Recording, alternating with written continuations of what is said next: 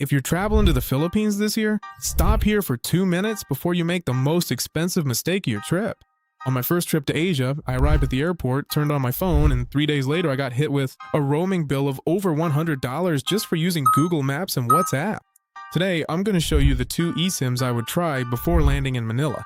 I'll tell you which one is best for you depending on the type of trip you're taking. And at the end, I'll explain the activation trick that almost nobody mentions, and that makes the difference between getting connected in 2 minutes or spending your first night fighting with your phone. Before we start comparing options, let me quickly explain what an eSIM is, because this will help you understand why it's the best decision you can make for a trip to the Philippines. An eSIM is basically a digital chip. There's no plastic, no little card, you don't need the SIM injector tool. You know, the one you use to pop out your phone's SIM tray. It's a profile that you download directly to your phone by scanning a QR code, and in less than 2 minutes, your phone is already connected to a local network in the country you're traveling to. That's it. It sounds weird the first time, but once you use it, it feels so obvious that you can't believe you traveled for so many years with physical SIM cards. Now, why am I insisting so much? Why do I keep telling you that it's the best option for the Philippines? Basically, you have 3 options when you land in Manila or Cebu. The first is to pay for roaming with your home carrier. And trust me, you don't want to go down that road. I've been there. In just 1 week, you can easily spend between $80 and $100 just for using your phone the way you normally do every day.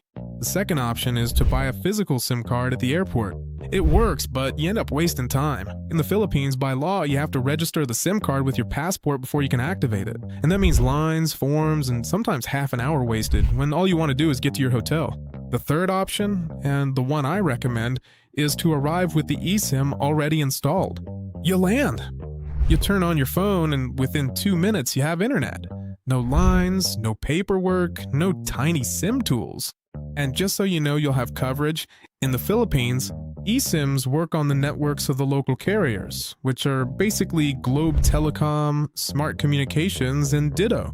These networks have really good 4G and 5G coverage in Manila, Cebu, and tourist spots like Boracay, Palawan, and Bohol. On more remote islands, there's also signal, although it can vary depending on which carrier your eSIM connects to. But for 95% of the places a typical traveler would go, you'll have internet without any problem. Let's start with what I consider the best option for most travelers going to the Philippines. Sally. If you've never heard the name, I'll quickly put you in your place.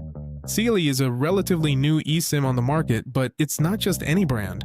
It was made by the same people behind NordVPN, which you probably already know if you've ever used a VPN. That already tells me something, because it means the app is well built, the support works, and there's a serious company behind it, ready to help if something goes wrong. Let's get to what matters, the prices. For the Philippines, Solis starts at $4 for 1 gig with 7 days of validity. It goes up to about $8 for 3 gigs and around $20 for 10 gigs with 30 days. And it goes up to $30 for 20 gigs, also for 30 days. And here's the first important detail. That flexibility to start with just 1 gig is pure gold when you're traveling. Some days you're at the beach without even touching your phone, and other days you need Google Maps and want to upload photos to Instagram. Being able to choose a small plan and top up later is way more convenient than committing up front to a big one you might not even use.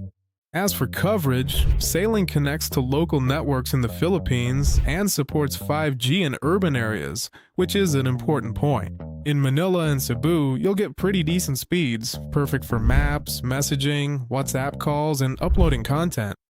On islands like Boracay or Palawan, you'll be on 4G. Most of the time, that's still more than enough for everything a traveler needs. One of the things I like most about Zayli, and the reason I rank it highest for the Philippines specifically, is the recharge system. If you run out of data halfway through your trip, you just open the app, pick another plan, and it activates automatically when your current one runs out. You don't have to reinstall anything, and you don't have to scan any code again. QR.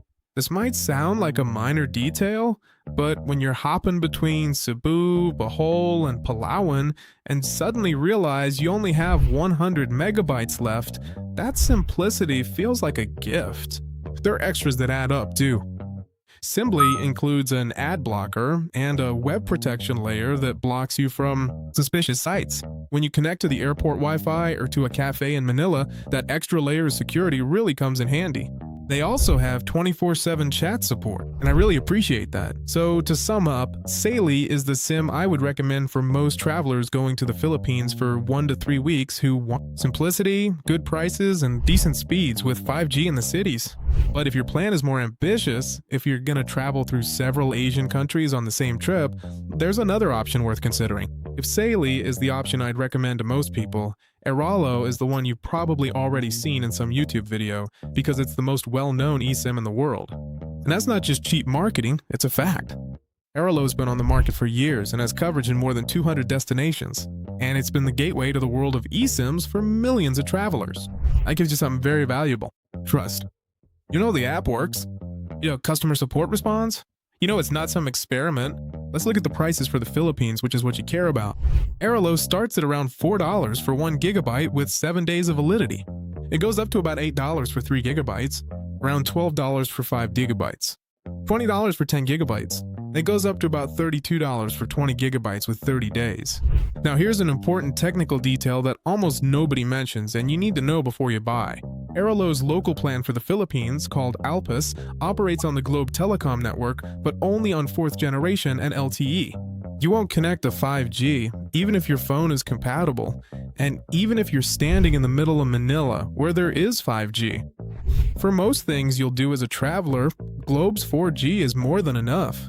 But if you're someone who cares about having the fastest speed possible, the maximum possible, this is something you need to know before you buy. Ailey, yes, supports 5G in urban areas. Airalo, with its local plan, does not. It's that simple. Where Airalo really shines and gets an edge over Saley is in a very specific situation. Multi-country trips across Asia. Airalo has a regional plan called Asia Link that covers multiple Asian countries with a single eSIM.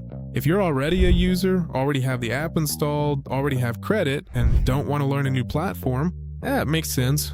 The hassle of starting from scratch also matters when you're planning a trip and have 1,000 things on your mind. And since I promised, here's the activation trick, because it works for Airalo, for Saley, and for any eSIM you're going to use. The most important thing isn't buying it, it's activating it correctly. Buy your eSIM before you travel. Install it while you're still at home with good Wi-Fi, but don't activate it yet. When you land in Manila or Cebu, turn on your phone, go into your mobile network settings, and do 2 things. First, choose the eSIM as your data line, and second, turn on data roaming on that line. Specifically, if you're going to the Philippines for 1 to 3 weeks and want the best price to quality ratio with 5G in the cities, Sally's the option I would choose. Thank you. If you're going to travel to several countries in Asia on the same trip, or you already have an account and prefer a well-established name, Airalo will work better for you. Remember, in the video description, I've left the best deals, so you can use whichever one works best for you. And that's it.